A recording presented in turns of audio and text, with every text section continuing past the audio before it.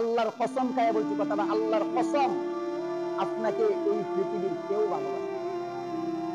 পৃথিবীর পুরুষ মানুষকে কেউ ভালোবাসে না।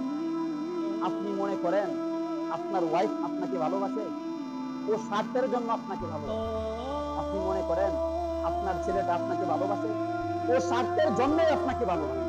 আপনি মনে করেন আপনি একজন সমাজের অনেক বড় নেতা, আমার পেছনে 5,000, 10,000, 20,000 মানুষ ঘুরে, আপনাকে ও ভালোবাসে না। আপনার ক্যারিয়ারকে ও ভালোবাসে, আপনাকে ও ভালোবাসে না। আপনার টাকা পয়সাকে ও ভালোবাসে, আপনাকে ও ভালোবাসে না। আপনার ধন দৌলতকে ও ভালোবাসে। আপনি কি মনে করেন আপনার মা বাবা আপনাকে অনেক ভালোবাসে? জি না। আপনার মা বাবা তখন পর্যন্ত আপনাকে ভালোবাসে যখন পর্যন্ত আপনি আপনার মা বাবাকে টাকা পয়সা ইনকাম করে দিতে পারেন।